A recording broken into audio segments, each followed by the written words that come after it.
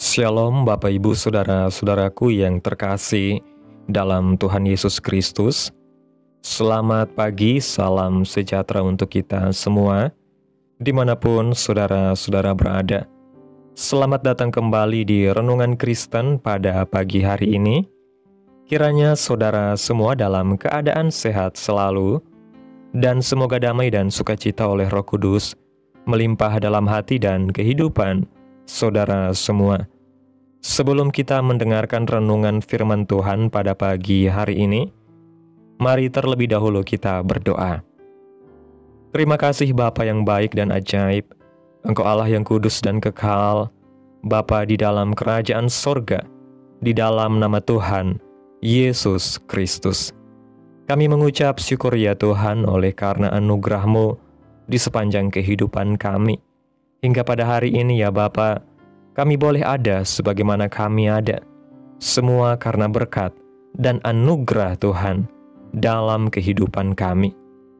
Pada pagi hari ini ya Tuhan, kami akan mendengarkan kebenaran firman-Mu. Berfirmanlah ya Tuhan, jamah setiap hati kami, berikan kami pengertian untuk dapat memahami setiap firman-Mu, dan ajar kami Tuhan untuk dapat melakukan firman-Mu di sepanjang kehidupan kami. Berfirmanlah ya Tuhan, kami sudah siap mendengarkan firman-Mu. Dalam nama Yesus kami berdoa. Amin. Bapak Ibu Saudaraku yang terkasih, ayat renungan kita pada pagi hari ini terdapat dalam kitab Amsal pasal 19 ayat 4 yang berkata demikian. Kekayaan menambah banyak sahabat, tetapi orang miskin ditinggalkan sahabatnya. Bapak Ibu Saudara yang diberkati Tuhan, dalam kehidupan sehari-hari ada ungkapan yang mengatakan ada uang abang sayang, tidak ada uang abang tendang. Artinya, selama memiliki kekayaan akan banyak sahabat. Berbeda halnya jika tidak memiliki uang, akan dijauhi oleh sahabat.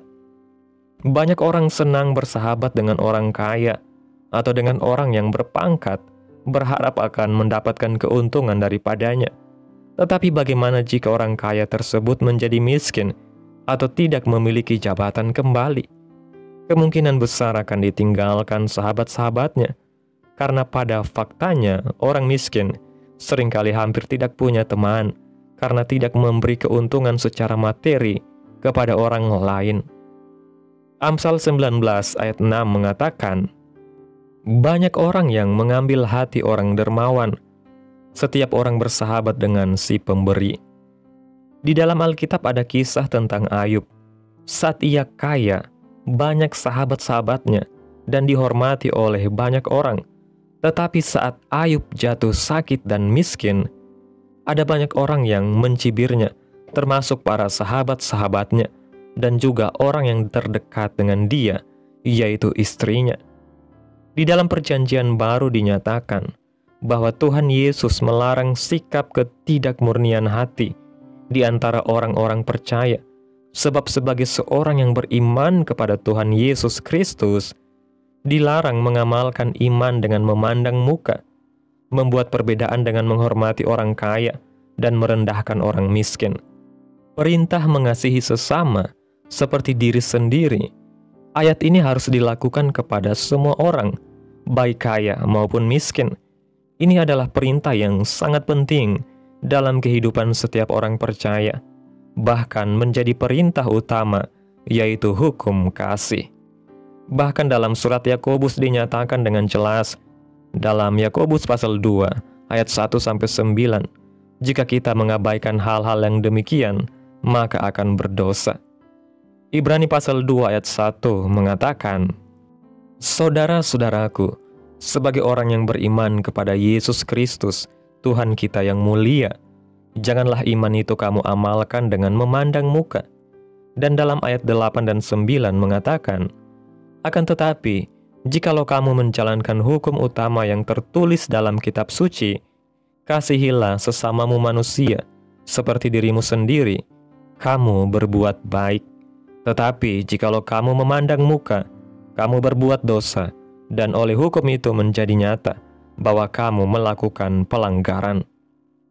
Sebab itu marilah kita mengasihi sesama tanpa memandang perbedaan, status kaya atau miskin, sebagaimana Tuhan Yesus mengasihi kita tanpa memandang status dan perbedaan di antara kita. Karena Yohanes pasal 15 ayat 12-15 berkata, "Inilah perintahku, yaitu supaya kamu saling mengasihi, seperti aku mengasihi kamu. Tidak ada kasih seorang yang memberikan nyawanya untuk sahabat-sahabatnya.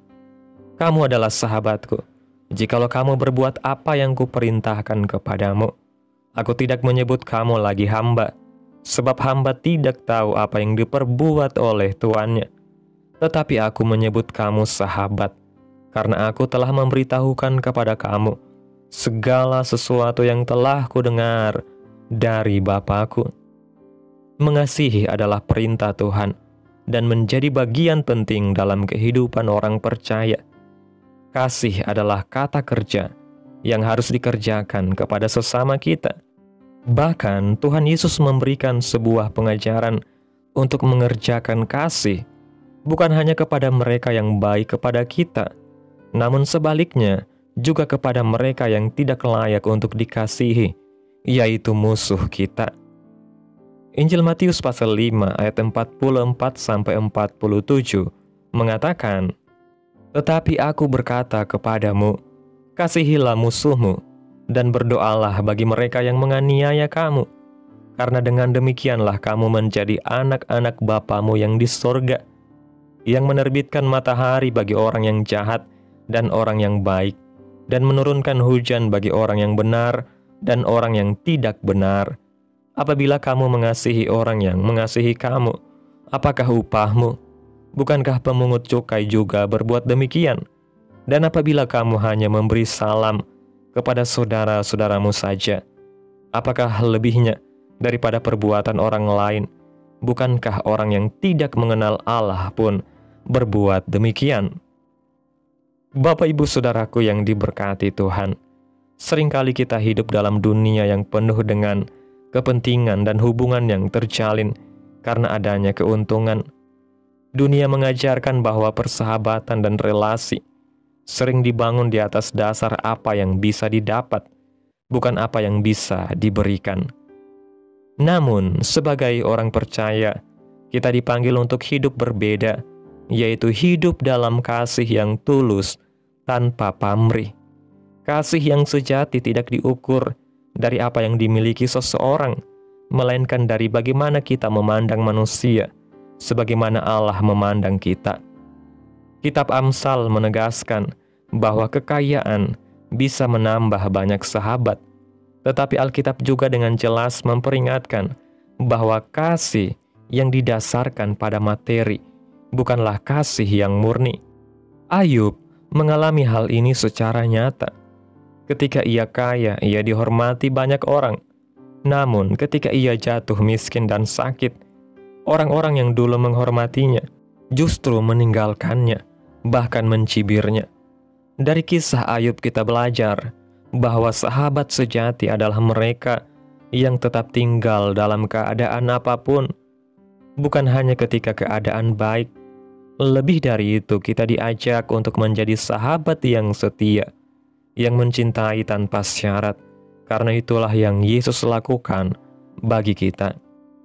Tuhan Yesus menegaskan dalam pengajarannya bahwa kasih tidak boleh dibatasi hanya kepada mereka yang baik kepada kita. Dunia mengajarkan kasih yang penuh syarat, tetapi Yesus mengajarkan kasih yang melampaui batas, bahkan sampai mengasihi musuh.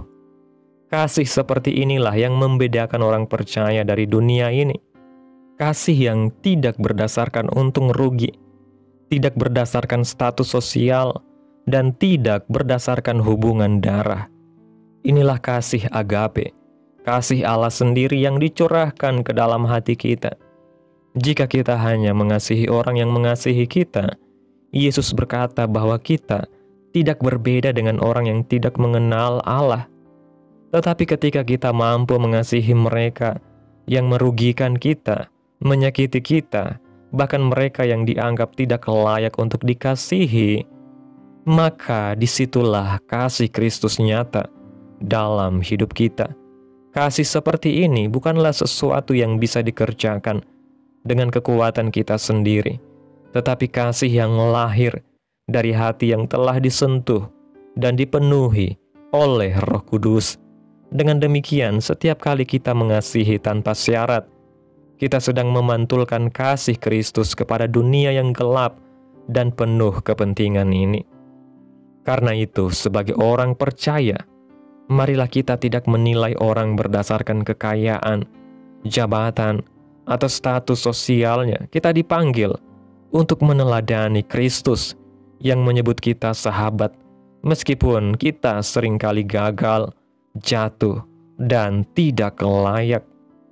Yesus tidak memandang status kita, melainkan Ia memberikan nyawanya untuk kita karena kasih-Nya yang begitu besar. Dengan kasih yang sama, kita harus hadir bagi sesama, bagi mereka yang miskin maupun kaya, bagi mereka yang menyenangkan maupun yang menyusahkan kita. Inilah hukum kasih yang utama, yang menjadi dasar segala kehidupan iman kita, yaitu kasihilah sesamamu manusia seperti dirimu sendiri. Dengan hidup dalam kasih yang tulus, kita sedang membawa terang Kristus bagi dunia. Biarlah kita tidak hanya menjadi orang Kristen yang pandai berbicara tentang kasih, tetapi benar-benar menghidupi kasih itu dalam tindakan nyata, mengunjungi yang sakit, menolong yang miskin, menguatkan yang lemah, dan bahkan mengampuni mereka yang melukai hati kita. Kasih yang kita kerjakan adalah saksi nyata bahwa Kristus hidup di dalam kita. Amin. Tuhan Yesus memberkati. Demikianlah renungan firman Tuhan pada pagi hari ini. Biarlah menjadi berkat bagi kita semua dan dapat kita lakukan dalam setiap kehidupan kita. Pada hari ini, sebelum kita memulai segala aktivitas kita di hari ini, mari kita berdoa. Terima kasih ya Bapa di dalam kerajaan sorga. Engkau Allah yang kudus dan mulia, Allah yang ajaib dan kekal, Bapa yang kami panggil di dalam nama Tuhan Yesus Kristus. Kami bersyukur Tuhan atas pertolongan-Mu, penyertaan-Mu, juga atas berkat-Mu dalam hidup kami. Kami berbahagia dan bersyukur atas kebaikan Tuhan dalam setiap kehidupan kami. Tak berkesudahan kasih setia Tuhan, tak habis-habisnya rahmat-Mu, selalu baru setiap pagi, besar kesetiaan-Mu Tuhan dalam hidup kami. Terima kasih ya Tuhan Yesus buat firman-Mu pada pagi hari ini. Kami bersyukur untuk firman-Mu yang telah mengingatkan kami bahwa Engkau memanggil kami untuk hidup dalam kasih yang murni, bukan kasih yang penuh syarat. Tolonglah kami ya Tuhan agar kami tidak memandang muka, tidak membeda-bedakan orang berdasarkan status, kekayaan atau keadaan mereka. Tetapi kami mau belajar untuk mengasihi, sebagaimana Kristus telah lebih dahulu mengasihi kami. Ajarlah kami untuk menjadi sahabat yang setia, anak-anak-Mu yang mencerminkan kasih-Mu, bahkan mengasihi mereka yang sulit untuk dikasihi. Kiranya hidup kami menjadi saluran kasih dan berkat bagi sesama, sehingga melalui kami nama Tuhan dipermuliakan. Biarlah firman-Mu boleh tertanam dalam hati kami, dan mampukan kami untuk dapat melakukan firman-Mu dalam setiap kehidupan kami. Biarlah perkataan firman-Mu terus menyegarkan jiwa kami, menghidupkan hati yang lemah dan lesu, dan membangkitkan harapan dan kasih. Berkati umat-Mu yang sudah mendengarkan firman-Mu hari ini. Berkati di setiap saat, tempat dan kondisi hidup mereka, agar senantiasa selalu merindukan dan membutuhkan firman Tuhan sebagai pelita kebenaran yang memerdekakan dan penghiburan yang menguatkan. Ajarilah kami bahasa firman-Mu, dan bimbinglah kami untuk selalu hidup sesuai kehendak-Mu, agar kami selalu dekat kepada-Mu. Terima kasih ya Tuhan Yesus buat kesempatan hidup yang masih Engkau berikan. Kami mau pakai untuk hormat dan kemuliaan nama-Mu. Segala pergumulan dan persoalan hidup kami serahkan di dalam tangan Tuhan. Engkau yang akan menyelesaikannya bagi kami. Kami hanya berharap kepadamu. Hamba berdoa ya Tuhan buat umat-umat-Mu yang sudah mendengarkan renungan firman Tuhan pada hari ini, yang saat ini sedang mengalami sakit penyakit, pergumulan masalah, kebutuhan ekonomi. Kiranya Tuhan jamah kehidupan umat-umat-Mu.